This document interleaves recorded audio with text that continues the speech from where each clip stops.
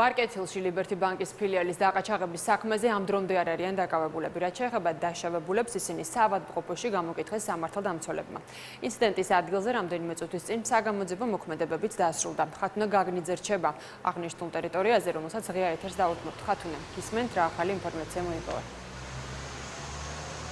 დიახ, შეერაღებული თავდასხმის ადგილას ამ დროისათვის სამართალდამცველები მიმდებარე ტერიტორიაზე აღარ იმყოფებიან, უკვე დაასრულდა საგამოძიებო მოქმედებები, თუმცა ბანკს მუშაობა არ განუახლებია და სავარაუდოდ ბანკის შენობაში, სადაც ჩვენ შესვლის უფლება არ მოგვცეს, კვლავ მუშაობენ ექსპერტები.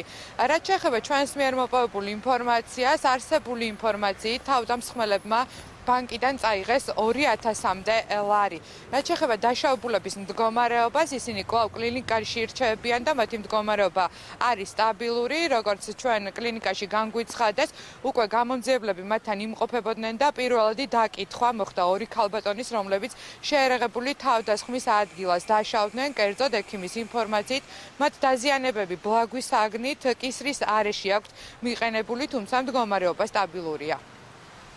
ჩვენთან მოყვანილია ორი ქალბატონი. ერთ-ერთი ქალბატონი, რომელიც დაეცა, მას აღენიშნება კეფის მიდამოში დიდი ზომის კანქვეშა გემატომას ვეძახით, ანუ ჩაქცევა აქვს კეფის მიდამოში, შესაბამისად სხეული დაეჟეჟა და მეორე ქალბატონი ასევე კეფის მიდამოში მიყენებული ბლაგვის აგნით ტრავმით აღენიშნება ჭრილობა, რომელსაც ჩაუტარდა ჭრილობის პირველადი ქირურგიული დამუშავება, გაიკერა ჭრილობა ზვამდეა დასული და გაუკეთა შეხო. ამ ეტაპზე ორივე პაციენტის მდგომარეობა სტაბილურია, იმყოფებიან გამოკვლევის სტადიაში.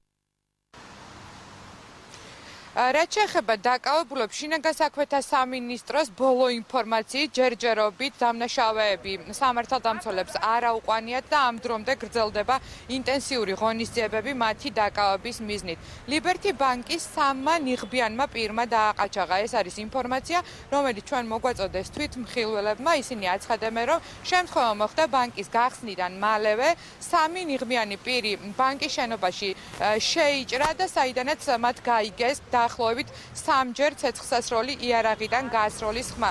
თვითმხილველების ინფორმაციით, დაახლოებით 5 წუთის შემდეგ თავდამსხმელებმა ბანკის შენობა დატოვეს და კორპუსის სადარბაზოს გავლით მიიმალნენ ტერიტორიიდან. როგორც უკვე გითხარით, შინაგან საქმეთა სამინისტროს ჯერ არავინ დაუკავებია ბოლო ინფორმაციით, გამოძიება კი ყაჩაღობის მუხლით არის დაწყებული. ესი ამბობენ, რომ ნიღბიანები იყვნენ. არაფერი არ დამინახია, მარტო ის გავიგე, რომ ერთმანეთში საუბრობდნენ, რომ დილას როგორც კი ბანკი გაიხსნა, შევიდნენ. უკვე ლედა ქონდა გაკეთებული, მოვედი გავიგე, რომ დააყაჩეს ბანკი და ხალხი ზაგო და შევიდნენ და გამოვიდნენ 5 წუთში და იზახიან, სულ გადაცმულები იყვნენ, ერთ ფორმაში იყვნენ, 3 იყვნენ, რამდენი იყვნენ ზუსტად არ ვიცი. ხმა იყო გასროლისა. რამდენჯერ?